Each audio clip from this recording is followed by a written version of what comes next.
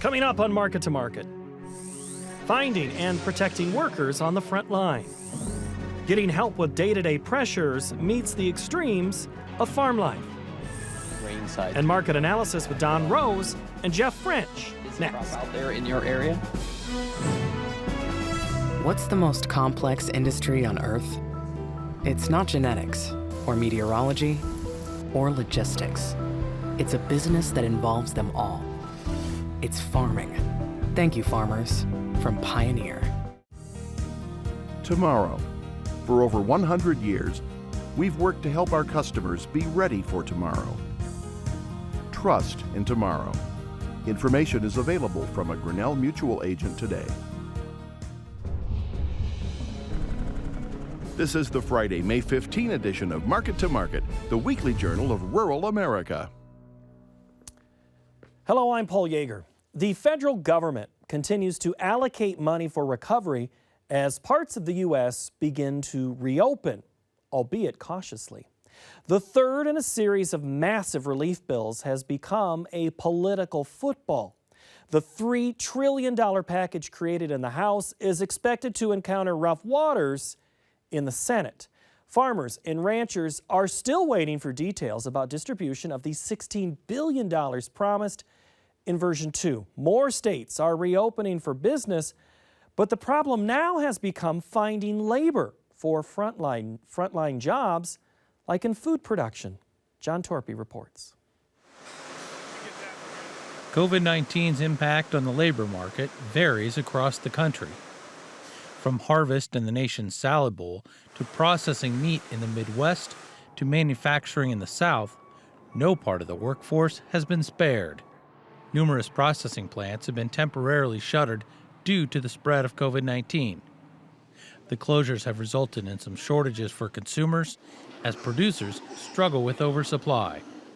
Mark Lawrenson, director of meat processing for the United Food and Commercial Workers Union, says the key for meat packers to remain operational is preserving the safety of their workforce in the face of the coronavirus.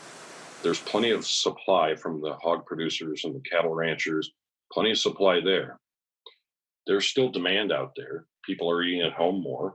So there's demand, and then it's that part in the middle. It's the meat packing plant, the food processing plants, that's where the stress is coming. And that stress can only be alleviated when those workers are safe and they feel safe. And they know that when they go to work, they're not going to be taking home COVID to their families and to their children. That's the priority one, making sure that those workers are safe. On the West Coast, farm workers who routinely migrate to California for the annual springtime harvest of specialty crops have been showing up in fewer numbers. But officials say it's not fear of catching coronavirus keeping workers away, but rather the economic side effects the pandemic has served up. There's so much uncertainty right now because of that very sudden shift and losing the food service component. Like just in California itself, food service at restaurants, cafeterias, and off-premise is about 1 million meals a day. And then you take that country, that sudden loss of food service was happening right when people were making their normal planting so they could harvest according to their food service contracts. So that has created some disruption in that side. And there may be some that chose not to plant some of that acreage in spring crops. In the Lone Star State, those living and working in the oil fields of the Permian Basin have been dealt two bad hands. I think one of the things that hits us worse in West Texas in the oil and gas area is that we can handle an oil and gas decline and we can handle a COVID, but when you stack both of them on top of each other, it's like getting hit with a sledgehammer twice. In Sweetwater, Texas, assembly of goods for wind and solar energy, along with the production of construction materials, has helped slow the economic damage and job loss caused by the pandemic. Sales tax revenue throughout Nolan County has seen 8 months of positive growth, but the recent decline in oil prices stopped that expansion in March.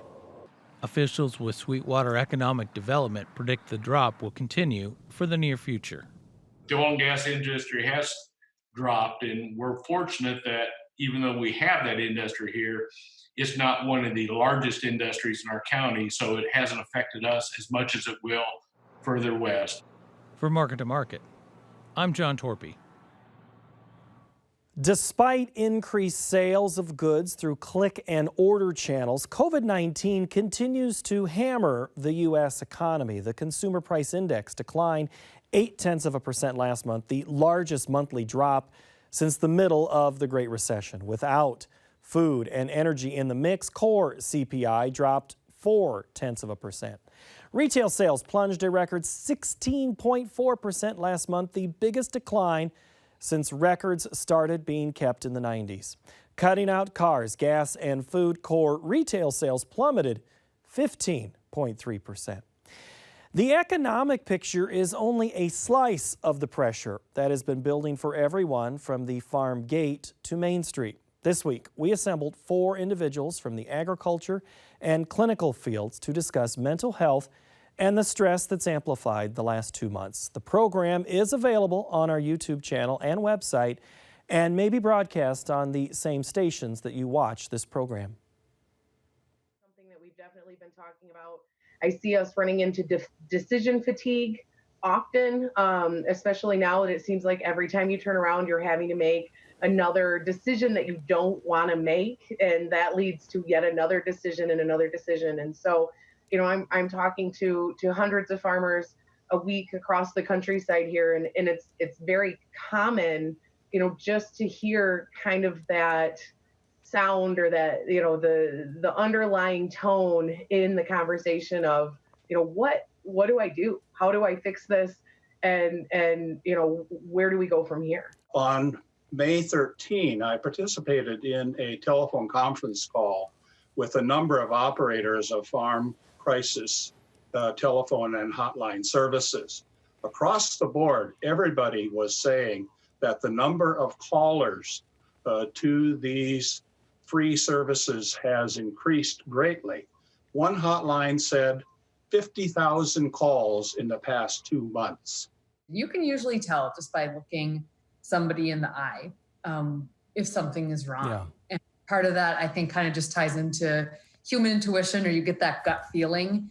And, you know, for me, that is really something that I notice is just, or if they won't look at you, especially somebody who usually will make eye contact. So people I deal with regularly, and suddenly they're very standoffish.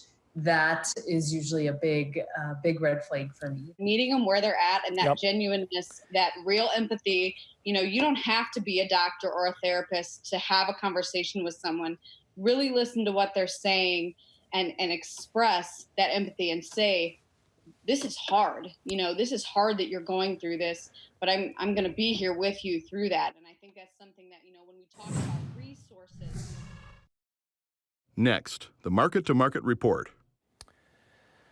Good planting weather, Chinese buying, and a WASDE report made for mixed markets. For the week, July wheat dropped 22 cents and the nearby corn contract was unchanged. Chinese buying and trade talks met a bullish WASDE in the soy complex as the July soybean contract fell 12 cents. July soybean meal weakened $3.30 per ton. July cotton increased $1.98 per hundredweight. In the dairy parlor, June Class 3 milk futures jumped again, this time $3.12. Another volatile week in the livestock sector. June cattle improved $2.35, August feeders dropped $5.87, and the June lean hog contract declined $3.82. In the currency markets, the U.S. dollar index increased 62 ticks. June crude oil skyrocketed higher by 20% this week, or $5.07 per barrel. COMEX gold gained $44 per ounce, and the Goldman Sachs commodity index added 3 points to finish at 273.05. Joining us now to give us some insight are 2 of our regular market analysts, Don Roose and Jeff French. Gentlemen, good to see you both. Glad to be back, Paul. All right, so we're going to go wheat first here, Jeff, and this is a market, I just said, down 22 cents. You've got a couple of things going on. You've got improving weather and good carryout. Is there something else in this market we don't know? I think mostly the selling this week was to do with the technical stance. You had the Kansas City contract take the brunt of the selling after that contract took out the 200-day moving average. And you've seen the funds here switch from being long to going short. I mean, they're only long about 3,000 to 4,000 contracts. That's down a lot from recent levels. So next week is going to be key. Chicago contract right at $5. Early weakness next week probably needs to be sold because it could be open up another door to 15, 20 cents lowers and test the March lows. All right, Don, we got a question from Gavin in McCook, Nebraska, and he's asking, Jeff just kind of touched a little bit on KC wheat. We got another Kansas City wheat question specifically here. He's asking, will KC wheat rally as domestic conditions worsen or become more known? So I guess you're getting the same question I asked Jeff, just specific to Kansas City. Well, I think when you look at the Kansas City wheat, I mean, our ending stocks on wheat, Paul, are still no shortage of any class of wheat, whether it's hard red, soft red, spring wheat. We're a little bit dry in the western corn belt, in the western part of Kansas. That's a little bit of support, but it's that time of year where we're not that far away from harvest. I would say the positiveness on the wheat market, all classes, is the fact that it's dry in parts of Europe, dry in the Black Sea area. Remember, Russia's the largest wheat exporter in the world, and so we're going to watch those guys the next 2 weeks, see what happens, but we're marching to a crop right now. Weather is the story and a couple other commodities. Jeff, I'll ask you real quick, are you making any sales before this thing goes lower in Kansas City? I think I want to wait and see next week. If it opens lower, takes out this week's lows, the door is down another probably 15, 20 cents lower. So look at to sell early weakness next week. Okay, so cut your losses here. In corn, Don, you mentioned weather. Is our only hope right now in this market something to do with Mother Nature? Well, I think when you look at it, I mean, the ending stocks that we have, Paul, at 3.3 billion, the government was very liberal with their demand on ethanol, on feed, on exports. So it looks like it right now is you're going to have some kind of a surprise from a weather standpoint, or some kind of a large Chinese buying program. The support underneath the markets, Paul, on all these things, we've just hit a floor with the fear that China could be in for bigger buying. And, it's the wrong time of year to get overly negative. We got the full growing season ahead of us. So there's a lot of respect for weather out here yet. That's the volatility that you're talking about. You mentioned a floor. So do you think that there is the potential? I mean, we were unchanged on the week. So does that tell you we're kind of just biding time until news develops or what? Well, I think when you look at it, to be overly bullish, I think is one thing. To be bearish at these levels this time of year is another. But a lot of cash grain to move out here, as you guys know. And I think that's the real overhang on the market, is it's kind of getting to be musical chairs as we go through week by week. Jeff, all your corn's in there at the family place in western Iowa. What are they hoping for? Well, I mean, we were in that stretch that needed a rain, and it came here this week, expecting to get more tomorrow. And then the heat units come next week. I mean, we've been cool here throughout the Midwest, so the heat coming in next week should be about perfect for us. So, I look at that December, and we definitely have found a floor here at 330. The funds are short 210, 215,000 contracts. That's 1 billion bushels of corn. Okay, that is a lot of corn with the summer growing season ahead of us. So do they want to press it here? It doesn't feel like it. I think, after that report, we should have made new lows, but we didn't. So it doesn't look like the funds really want to push it here at these levels. Well, Don mentioned the ethanol number maybe being a little liberal. Do you buy to that sentiment? Was that a surprise for you in the report that we're going to maybe chew through more corn once we start driving again? That's something that we'll just have to see how quickly the economy opened it up. But the USDA was kind of playing the good cop here, because to keep it at 3.3 billion bushel carryover, we have to grow corn demand next year by 1 billion bushels. Can it be done? Yeah, sure, it can be done, but it's going to be, it could be an uphill battle. So, the trend is the May crop report tends to be a little bit lower than the September report. 4 out of the last 5 years, the May report has come below the September report. Well, Don, there was a mention of there's still some corn in the field in eastern North Dakota. We're resurveying acres. There's concern that there's going to be an addition to this old crop. Are you buying that? Well, you're right. I mean, there still is issues from last year yet. we had a big crop, of course, but you get up into that northern plains, North Dakota area, there's issues with getting the crop out yet from last year. Plus, that's the one area that is still as wet, and they're having a hard time getting the crop in. So, not enough to make a difference is the real issue when you're lugging around a record ending stocks figure that really looks quite liberal right now. All right, Jeff, do you have a target price where you might be thinking of trying to make a sale here in corn? Let's go December. December, I mean, big resistance is up at 355. You've taken with the basis level, that's just not going to get a lot of excitement out there. But D's up at 355, that's the first hurdle. All right, this might sound the same, Don Roose. Weather, an issue in soybeans, but this might be a different story in soybeans. Why? Well, I think when you look at the soybeans, first of all, that is the one that Brazil has had their way with the demand, but that's starting to shift over to the U.S. right now. And again, the government was pretty liberal with the export pace, very strong for next year, up 375 million. Probably still could take the exports down 100 million for this year again. But, look at where the government had the cash price, 820 on soybeans, 320 on corn. I think they're just saying, at least for right now, you're no real big selling. And actually, from a producer standpoint, it's a dangerous level because he has insurance at the present level.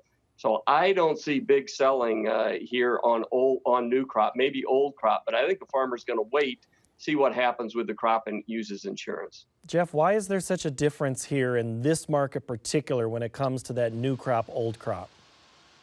Well, I think you look at the beans and you look at this last May report, they increased national yield by 2.5 bushels.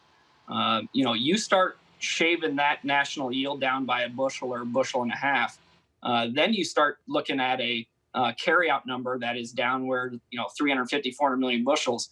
That can turn into a bull market very quickly. But again, we need to continue to grow the demand. We had China in here, pretty good buyers here this week. They bought 27 million bushels, 3 days consecutively. But the market's just kind of disappointed with that. They can do more, and we need to see them buy more as well. All right, you said the C word. Let's talk about it. So we have these trade discussions where the president has said, I want to reopen some negotiation. There's a possibility China's in a weakened position right now, but if they get too upset or too punched in the mouth, do you think they're going to continue to be buyers, Don or Jeff? I'll let either one of you answer that one first.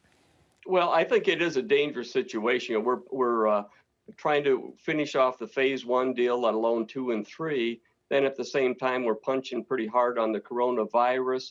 Also with some of these technology issues, we brought up on Thursday.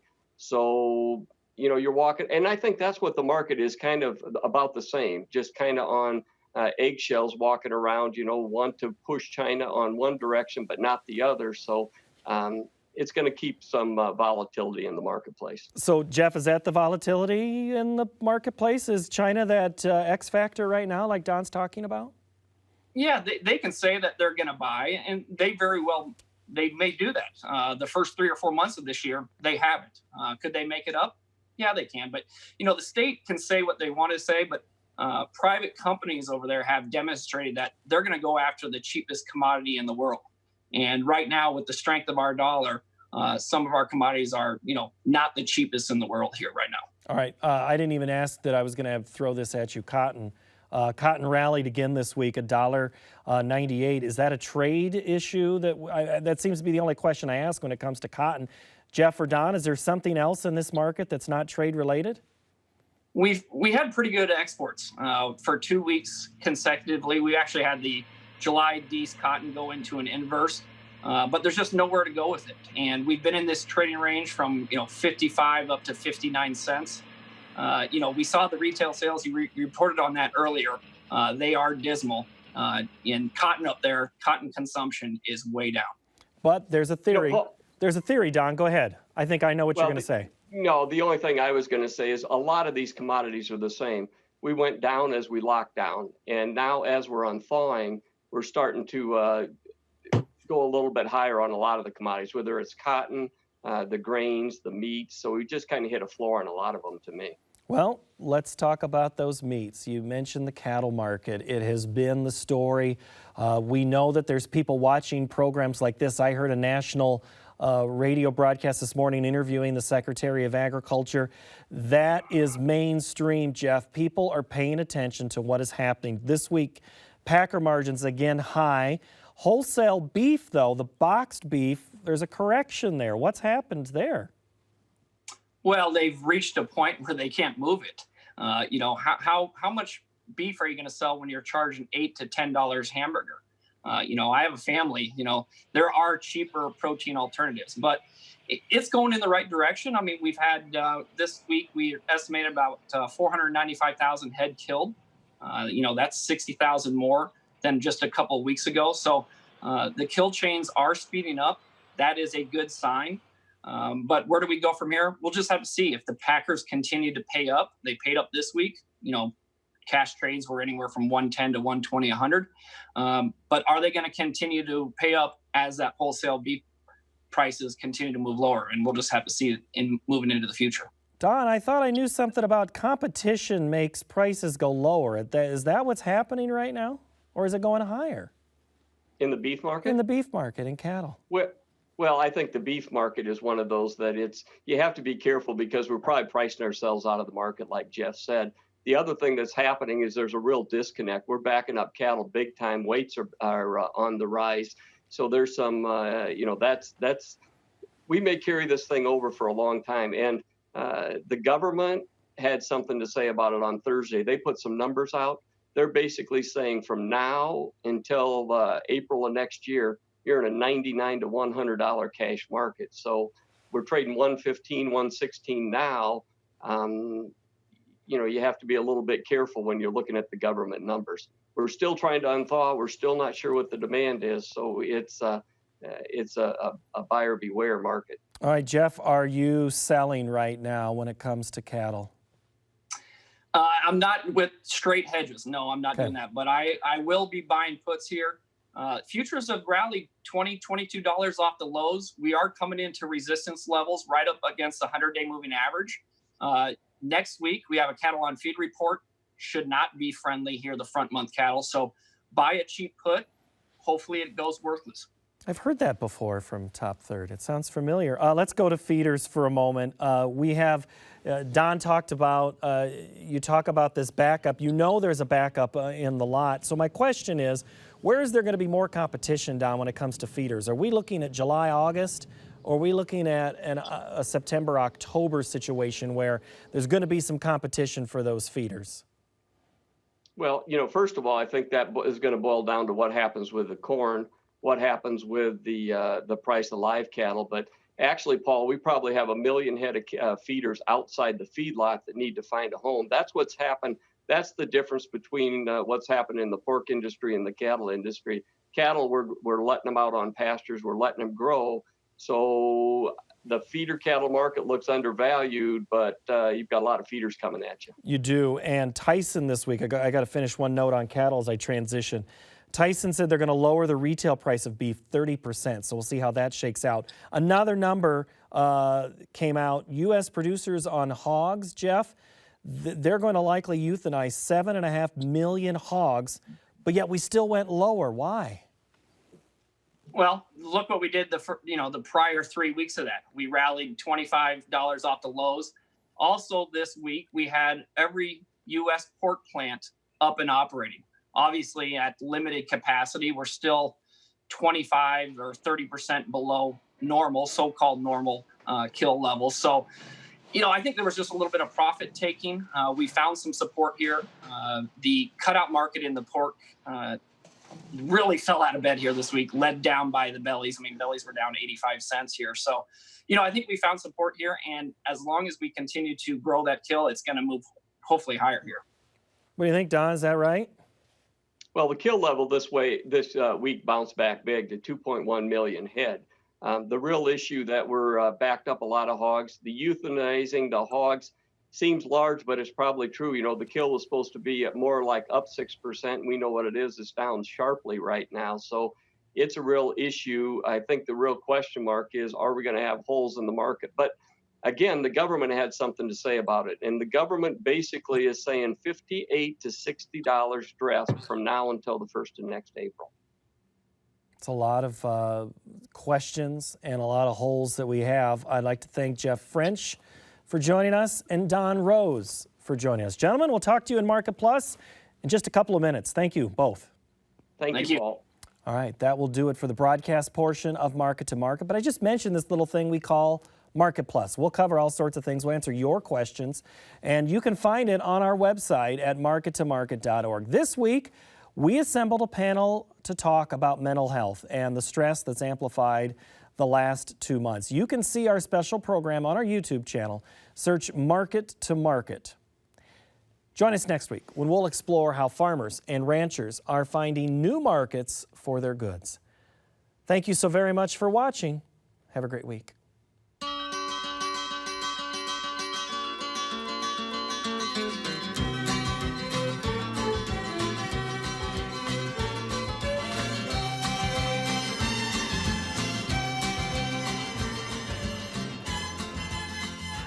Market to Market is a production of Iowa PBS, which is solely responsible for its content. What's the most complex industry on Earth? It's not genetics, or meteorology, or logistics. It's a business that involves them all. It's farming. Thank you, farmers, from Pioneer. Tomorrow. For over 100 years, we've worked to help our customers be ready for tomorrow. Trust in tomorrow. Information is available from a Grinnell Mutual agent today.